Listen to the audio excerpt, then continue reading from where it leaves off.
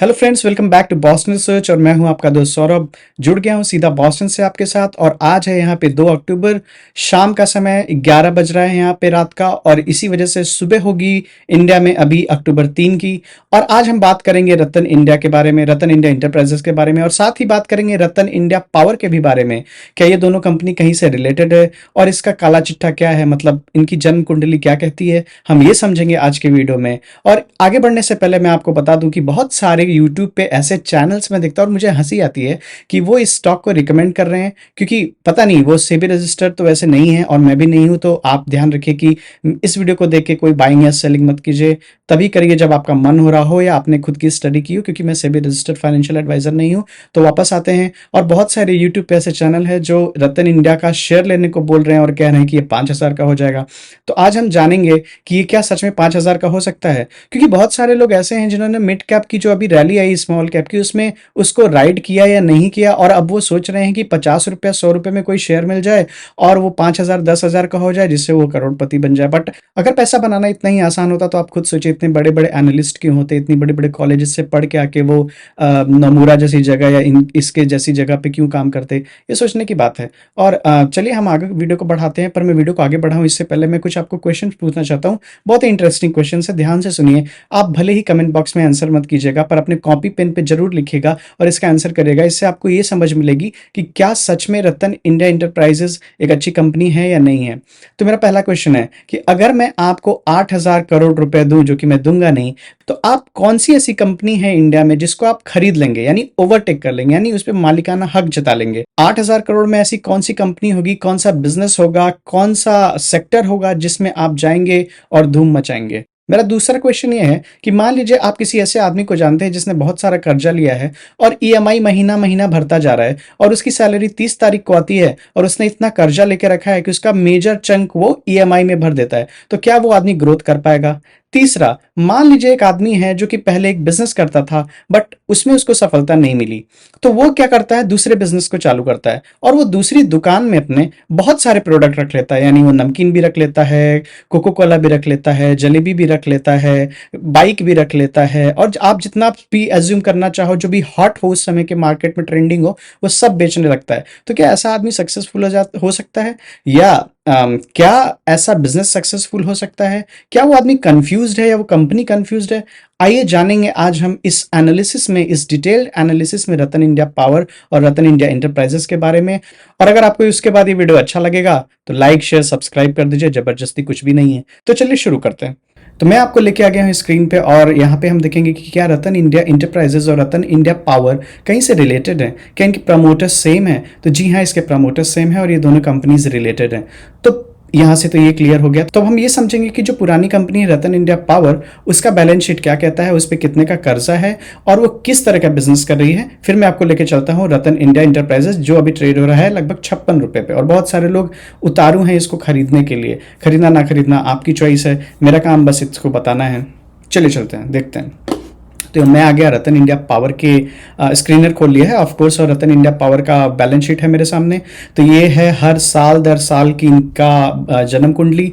तो यहाँ पे सेल्स बढ़ता जा रहा है, बहुत अच्छी बात है। एक्सपेंस भी बढ़ते जा रहे हैं, अच्छी बात नहीं है। ऑपरेटिंग प्रॉफिट लगभग बढ़ता जा रहा है, बहुत अच्छी बात है। ऑपरेटिंग प्रॉफिट मार्जिन लगभग 25% का है, देखा जाए ऑन एन एवरेज तो बहुत ही अच्छी बात है। 25% आप कोई भी धंधा कर रहे हो, इसमें 25% कमा रहे हो, you are a genius boss, you are a genius. Now other income भी है कुछ तो, और जो कि नेगेटिव पॉजिटिव होती रहती है, तो चलिए वो छोड़ देते हैं। अदर इनकम मतलब कुछ आपने इन्वेस्टमेंट किया, वहाँ से कुछ इंटरेस्ट आया या कुछ मिसलिनियस काम किया वो आया, तो वो अदर इनकम हो जाता है। उसके बाद अब आप यहाँ पे देखिए, इंटरेस्ट 5 करोड़ से शुरू होके 2512 करोड़ रुपए का इंटरेस्ट भर रहे हैं। मतलब आपने कर्जा लिया, समझ लो आपने कर्जा लिया एचडीएफसी बैंक से, आपने 50 लाख रुपए का कर्जा ले लिया। अब आप हर महीना उस पे भरते बैठ रहे हो 5 लाख रुपए, और आपकी कमाई जो है वो मान लो कि 6 लाख रुपए। तो आप क्या कर पाओगे लाइफ में, आप खुद सोचो। तो उसी तरह से आप इसको भी देखो, इस बैलेंस शीट को, कि यहाँ पे जो इंटरेस्ट ये भरा जा रहा है वो 2500 करोड़ रुपए, 2000 करोड़ रुपए इंटरेस्ट, मतलब उतना आपकी कमाई होनी चाहिए और आप उसको ईएमआई भर रहे हो। ठीक है, कोई बात नहीं, आगे चलते हैं। तो प्रॉफिट बिफोर टैक्स नेगेटिव हो गया लगभग 2000 करोड़, क्योंकि ईएमआई भर दिया बहुत ज्यादा। Net profit negative, EPS -3.42, EPS -3.42 का मतलब अर्निंग पर शेयर, यानी अगर आप इनके शेयर 100 रुपए में मान लो खरीदते हो तो आपको 3 रुपए आपकी जेब से भरने पड़ेंगे उस कंपनी को चलवाते रहने के लिए। तो क्या आप इस पे अग्री करते हो? तो ये हो गया एक छोटा सा एनालिसिस रतन इंडिया पावर का। अब हम चलते हैं रतन इंडिया एंटरप्राइजेस, जो कि बहुत ही हॉट टॉपिक है। चलिए अब इनके सबसे पहले चलते हैं इनके वेबसाइट पे और देखते हैं इनके प्रोडक्ट्स क्या हैं, क्योंकि किसी भी कंपनी का ग्रोथ इसके प्रोडक्ट पे डिपेंड करता है। अगर आपका प्रोडक्ट अच्छा है, स्केलेबल है, रिप्लेसेबल है, रिप्लेसेबल का मतलब कि आप कितने समय में उसको वापस खरीदते हो। जैसे सिगरेट आदमी हर 1 घंटे 2 घंटे 5 घंटे में जिस तरह का जितना उसका लत है उस हिसाब से वो खरीदता है, तो बहुत ज़्यादा रिप्लेसमेंट है। क्यों? क्योंकि मार्केट तो वो सैचुरेटेड है, मतलब नए लोग कितने ऐड होंगे हर रोज जो सिगरेट नया पीने वाले आएंगे, वो तो बहुत कम आएंगे, लेकिन जो पी रहे हैं वो हर घंटे एक सिगरेट खरीदते जाएंगे, यानी रिप्लेसेबल है। यानी अगर आप इसी तरह से दूसरा एग्जांपल पकड़े कि जैसे अगर आपने कोई बाइक खरीदी, तो आप एक बार अगर बाइक खरीदते हो तो क्या उसको दूसरे दिन नई बाइक खरीद के लाते हो? ऐसा तो होता नहीं है हमारे देश में, क्योंकि हमारा परचेजिंग पावर तो उतना अच्छा है नहीं। तो इस वजह से हम जो भी बाइक खरीदते हैं तो उसको कम से कम 5 साल 3 साल 8 साल तो चलाते ही हैं, तो उसमें रिप्लेसमेंट अच्छा नहीं है। बट क्या सबके पास बाइक है? अगर हाँ तो बिजनेस अच्छा नहीं है। अगर ऐसा हो सकता है कि मार्केट में अभी स्कोप है आपका प्रोडक्ट बेचने का, और ये मैंने आपको इसलिए बताया क्योंकि ये रिलेटेबल है रतन इंडिया पावर से। मैं आपको लेके चलता हूं सबसे पहले इनके वेबसाइट पे। तो इनका बिजनेस है कोको ब्लू, रिवोल्ट जो कि इनकी बाइक है, नियो ब्रांड्स, वी फाइनेंस का भी काम करते हैं, नियो स्काई, टैस, मैटरनेट। तो सबसे पहले चलते हैं कोको ब्लू पे और देखते हैं कोको ब्लू क्या है। Cocoblu retail limited, it's a retail company, retailing की कंपनी है, wholly owned subsidiary of Ratan India enterprise limited, is a online seller which help brand scale up and shine on e-commerce platform. Cocoblu retail limited, one of the largest online seller in India across multiple categories. Coco Blue advanced systems are designed to streamline, optimize and polish every single aspect of brand it is shine out amidst crowded e-commerce marketplaces. Coco Blue knows what drives customer delight, whether it's same day delivery, great prices or extensive stock selection. Coco Blue consists of a passionate team of professionals who have built their skill at the best e-commerce businesses in India. Technology is a backbone that makes Coco Blue tick. Big data and advanced ML course keeps Coco Blue on top of the complexity that allows with stocking 2 million SKUs while following the best practices in e-commerce. Robust processes are built on best of breed tech tools that help manage the detail of retail, which in turn divide customer joy. Deep expertise comes from Coco Blue passionate team of almost 200 e-com natives who are adept with big data technology and well versed with product category dynamics.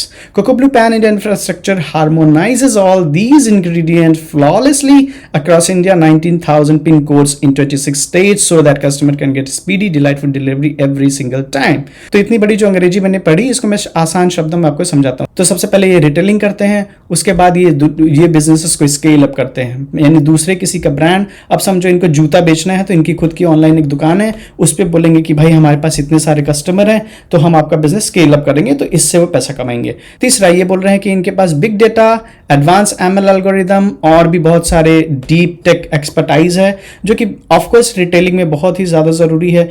आजकल का fashion है, कहीं भी आप देख लो, और खासकर India में तो बहुत ही ज़्यादा कि हर चीज़ में एआई और एमएल घुसा दो। अरे आर्टिफिशियल इंटेलिजेंस और मशीन लर्निंग से आप डेटा क्रंचिंग कर सकते हो, मतलब एआई एमएल को कहीं भी घुसा के इसको भी कुछ भी बोलो, मतलब हद है यार ये तो। दूसरा है इनकी एक बाइक रिवॉल्ट, जो कि दिखने में तो बहुत सुंदर है, ग्राफिक्स तो मुझे बहुत अच्छे लग रहे हैं, कभी सामने से देखा नहीं पर हाँ फोटो में तो बहुत अच्छा लगता है। तो चलिए चलते हैं एक वेबसाइट पे जहां जानते हैं हम कि इस बाइक का दाम क्या है। इन सारी वेबसाइट में से किसी ने भी मुझे पैसे नहीं दिए, ना स्क्रीनर ने, ना बाइक वाले ने, ना रतन इंडिया ने ये वीडियो बनाने के लिए, ना स्पॉन्सरशिप किया है। This is my only way to look for the data. So यहाँ पे अगर मैं देखूँ तो रिवॉल्ट का प्राइस है 1,34,000। तो मेरा आप क्वेश्चन ये है कि अगर आपके पास 1,35,000 रुपए हो तो आप एक बुलेट खरीदोगे या एक रिवॉल्ट खरीदोगे? आप रिवॉल्ट खरीदोगे और 5 साल बाद बैटरी चेंज कराने के लिए फिर से पैसा लगाओगे। जिस बाइक की एक्सपर्टाइज मार्केट में नहीं है, जिसके मैकेनिक नहीं मिलेंगे, क्या आप ऐसी बाइक खरीदोगे? और अगर आप किसी गांव में रहते हो जहां आप मल्टीपर्पज यूज के लिए बाइक खरीदना चाहते हो, तो क्या आप होंडा खरीदोगे या बजाज खरीदोगे, कौन सा खरीदोगे? तो अगर मैं अपना पॉइंट बताऊं कि अगर मुझे पैसे इन्वेस्ट करने हो, इन्वेस्ट तो गलत वर्ड है because automobiles are not investment because they depreciate. तो अगर मुझे ईवी खरीदनी है तो मैं कार खरीदूंगा ना भाई 4-5 लाख रुपए में।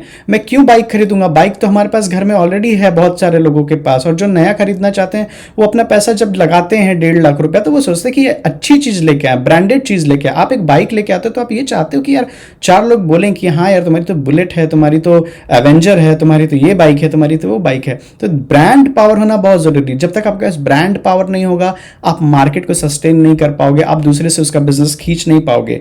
अगर 1.5 लाख रुपए में आइशर मोटर्स अपनी बुलेट बेच रहा है तो क्या आप उसका मार्केट शेयर खा सकते हो? अगर आपके प्रोडक्ट में इतना दम हो, कुछ नेक्स्ट लेवल का टेक हो, या फिर कुछ ऐसा चीज हो जो लोगों को इंटाइस करे, लोगों को काफी अपीलिंग लगे, तब वो आपके जाके प्रोडक्ट को खरीदेंगे। और दूसरी बात, गाड़ी बनाने में कर्जा लेना पड़ता है क्योंकि ये बहुत ही ऐसा बिजनेस है जहां कैपिटल बहुत ज्यादा लगता है। तो इस बिजनेस में जाना is already a risky game. इतनी सारी बातें जो बोल्ड लेटर्स में नियो ब्रांड्स लिमिटेड लिखा हुआ है, इसका मतलब ये है हिंदी में कि ये कपड़े बेचते हैं। तो अगर आपको कपड़े खरीदने हो तो क्या आप Aditya Birla fashion retail limited जाओगे जहां पे आपको पीटर इंग्लैंड जैसे ब्रांड्स मिलते हैं, या फिर आप नियो ब्रांड्स पे जाओगे? It's your decision. And if the answer is no, you are already getting there. I mean, you are justifying कि क्या 7,000-8,000 करोड़ अगर मेरे पास हैं तो क्या मैं जाके एक ऐसा बिजनेस खरीदूंगा जिसका कोई मुझे स्कोप नहीं दिखता। चलिए अब चौथे बिजनेस के बारे में समझते हैं। तो इनका जो चौथा बिजनेस है वो है Wefin. Wefin is Rattan India Enterprises Limited fintech platform to provide instant hassle free financial product to the customer across India. Wefin is rooted in technology to enable financial accessibility in partnership with leading banks and BFCs and financial institutions in India. Currently, VFin provide instant and hassle-free personal loans, two-wheeler loans and credit cards. VFin is one of the first fintech platform to be live on the account aggregator network. तो simple सा मतलब है account aggregator network का कि बहुत सारे bank NBFCs को पकड़ो और उनको बोलो कि तुम्हारे प्रोडक्ट को हम बेचते हैं और हम बीच में कमीशन खाएंगे, तो क्या तुम मेरे को ये बिजनेस करने दोगे? तो वो बोलेंगे ठीक है भाई, मेरा तू क्रेडिट कार्ड बेचेगा, मेरा तू लोन कराएगा, मेरा तू ऑटोमोबाइल लोन बेचेगा, मेरा पर्सनल लोन बेचेगा, तो मेरे को क्या ही प्रॉब्लम है। So this is what all this business is about. And now fintech तो इंडिया में ग्रो होना ही है क्योंकि यहाँ पे पॉपुलेशन बढ़ रही है, एम्बिशियस पॉपुलेशन है। जो पहले गांव में रहते थे वो अभी शहर में आए हैं, थोड़ा ज्यादा पैसा कमा रहे हैं, वो देखते हैं, सोशल मीडिया देखते हैं। तो ऐसे लोगों की जो नीड्स हैं वो दिन पर दिन ग्रो हो ही रही हैं, तो उनको लेंडिंग करना बहुत आसान है इंडिया में। But I don't know if this could become Bajaj finance. I really doubt because already lot of people are there and big players. तो फिनटेक में वो बंदा जीतेगा जिसके पास बहुत सारे पैसे हैं। और वो क्यों जीतेगा आप ये समझो, क्योंकि आप कहीं से बोरोइंग करोगे और फिर किसी को लेंड करोगे। मतलब मैंने कहीं से पैसे लिए 5% पे और फिर जाके कहीं कस्टमर को 12% पे दिए, तो बीच में जो पैसा बचा वो मेरा मुनाफा है। तो जब आप मार्केट में जाओगे पैसा लेने तो लोग बोलेंगे भाई तुम्हारा क्रेडिबिलिटी क्या है, तुम तो पहले से इतना कर्जा लेके बैठे हो, उसका ईएमआई महीना महीना चुका रहे हो, तो how are you going to be worthy so that I can give you more money to put it into market, because it's a risky business. Why? Because it is all dependent on relationship between the company and the customer and the lender। तो इन तीनों को मिला के ये business चलता है, relationship पे चलता है। तो आप खुद समझो कि जहां रिलायंस जियो आ चुका है, जहां पे बजाज फाइनेंस पहले से है, इतने सारे बैंक्स हैं, तो what market share is this VFin is going to get? What valuation is it going to get in near future? So this is one more thing which you should consider before buying this stock। तो पांचवा business है neo sky. Neo sky Ratan India Enterprises limited through it's Holi own subsidiary neo sky India limited is leading a way in drone industry in India with 360 drone product and drone service portfolio. Total Aerospace Systems on the India's leading drone company subsidiary of Neo Sky India Limited. Drone have potential to transform core sectors of the economy including logistics, agriculture, mining, infrastructure, surveillance, emergency response, transportation, geospatial mapping, defense, law enforcement. Drone systems will prove to be extremely transformative by providing cost-effective solutions which have large urban agglomeration and high ultra population density and lack of fundamental infrastructure। तो इनका कहना यह है कि India में drone as a product and drone as a service काफी ज्यादा boom करेगा। क्यों करेगा? क्योंकि इंडिया को इंफ्रास्ट्रक्चर की जरूरत है जो कि है नहीं, और ये कहां कहां काम आएगी ये बता रहे हैं कि logistic, agriculture, mining, infrastructure, surveillance, emergency response, transportation, geo spatial mapping, defence, law enforcement में हो सकता है काम।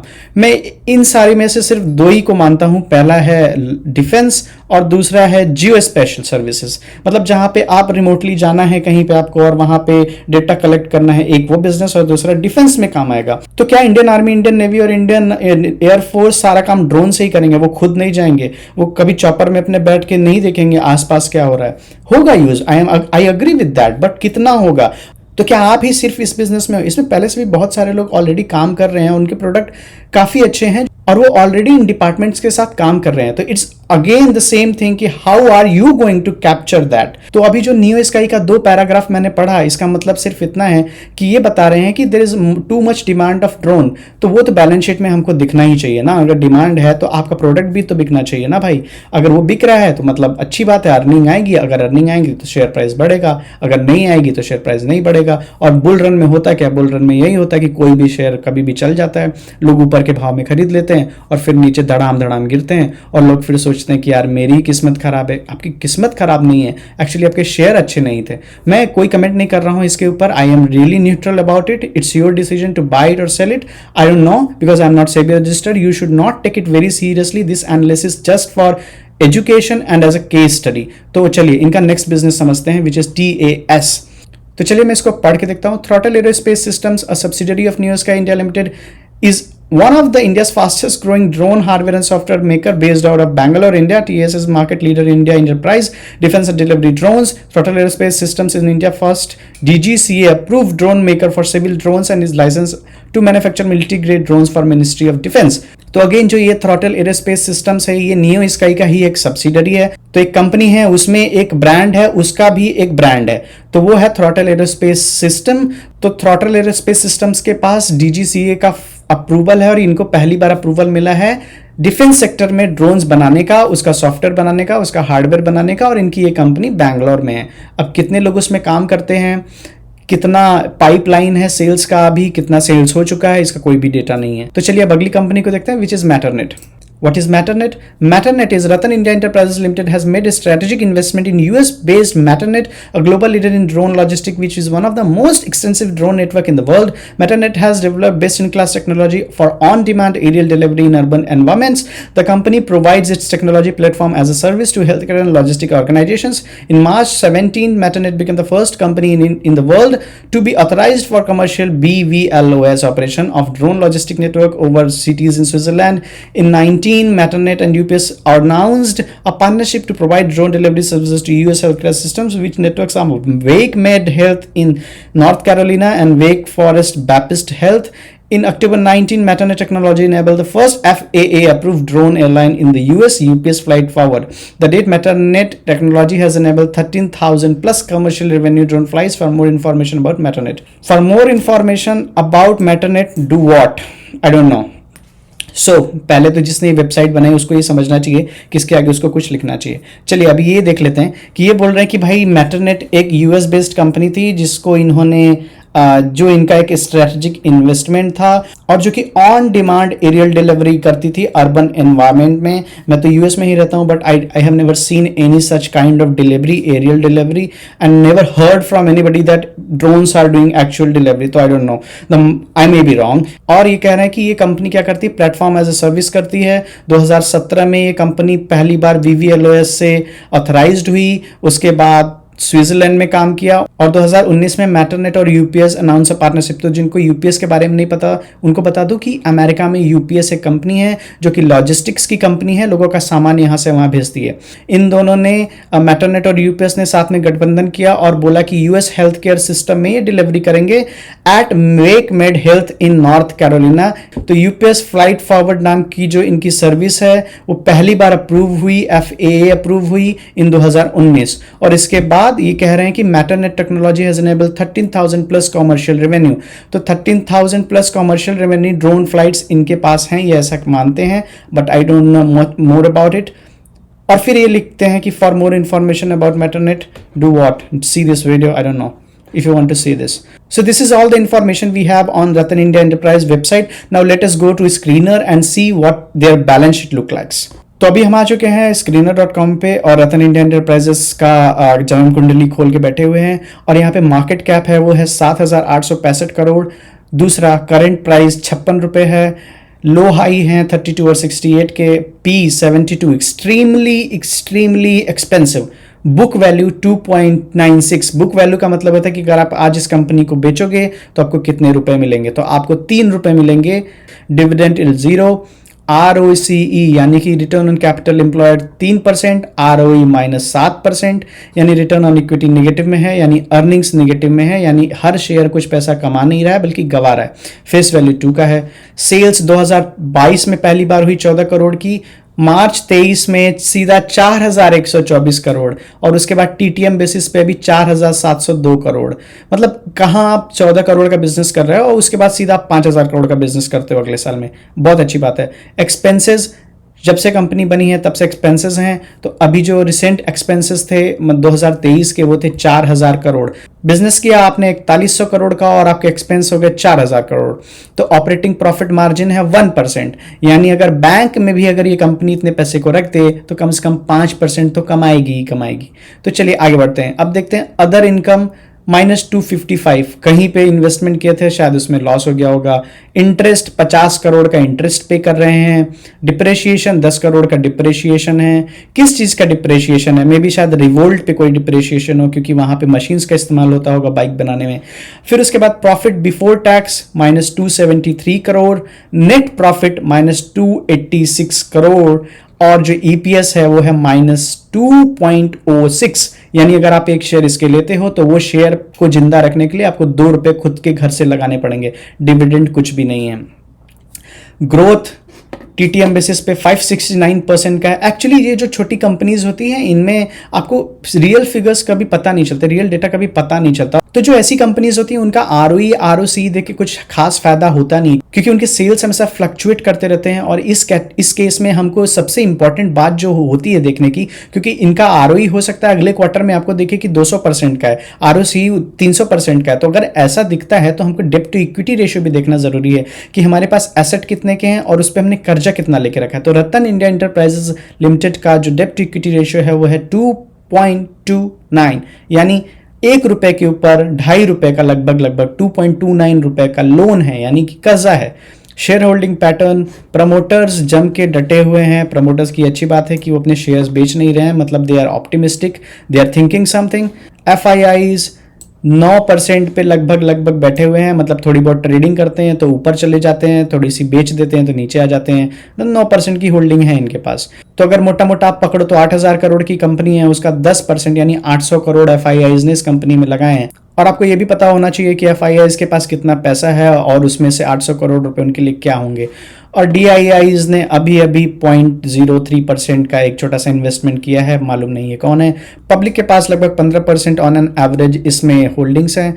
तो I don't know what public is doing, maybe they are also very bullish with the promoters.